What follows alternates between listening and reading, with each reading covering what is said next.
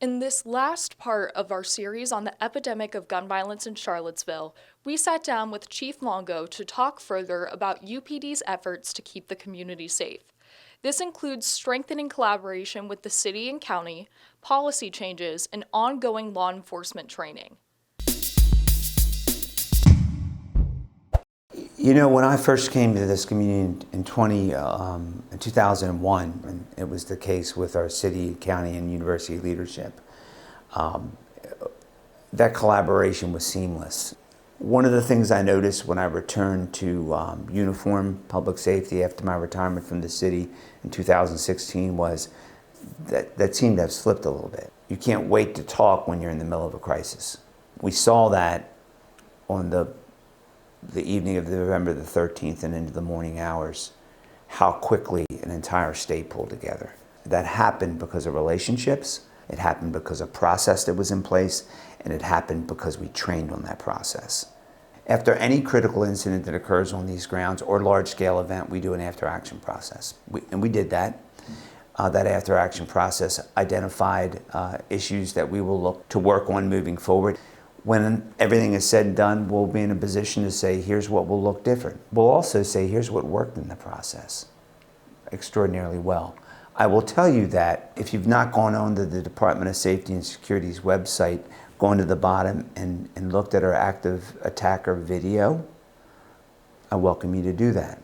We've been doing training around these grounds. We've trained 1,500, 2,000 people in an hour-long training on active attacker. We've also, since July of last year and last March, actually did a functional drill in what now is Warner Hall of an active attacker. We brought the state police, the county, the city, the fire department, the FBI, university police, and we simulated an event.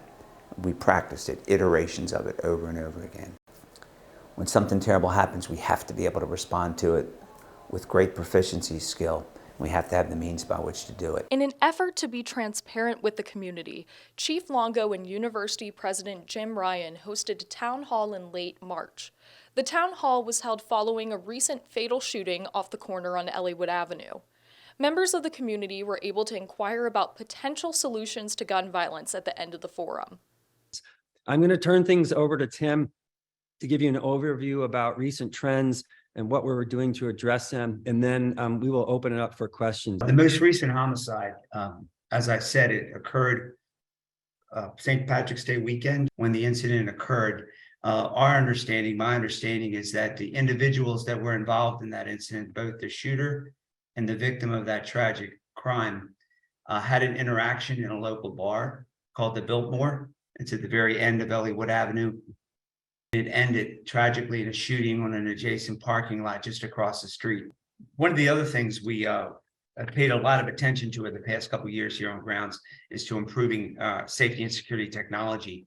If you've been on grounds, you've looked around, you've seen a number of video cameras. We have over 2,000. That number of cameras is growing almost daily because of the number of buildings that are being constructed here on grounds. And we're looking to see whether there's the opportunity to leveraging our existing camera system with this newer technology, which has frankly been around for close to 30 years. The technology has evolved tremendously, where when gunfire takes place, immediately linking that gunfire to a video surveillance technology system in real time to a dispatched call for service. So you're able to isolate location, better identify suspect. So this past session in Richmond, we pushed to close a loophole in state law. So state law currently prohibits the possession of a firearm in a building owned by the Commonwealth, but it is not a crime to possess a firearm in a university building. You can't get a search warrant for someone who has violated university policy, as opposed to there's a reasonable suspicion that they've violated the law. We were unsuccessful, unfortunately. The bill died. We are going to go back next year and try again. We're looking into efforts at the national level, but as you know, the politics of that are quite complicated. It's pretty clear to me that this is a problem that's not just about law enforcement, but it's a schools issue, it's an after schools issue, it's a summer issue, it's a mental health issue, it's a public health issue. Clearly, there is no singular or simple solution to Charlottesville's gun violence epidemic. However, both law enforcement and community members are actively working to address the issue. I'm Catie Ratliff, WUVA.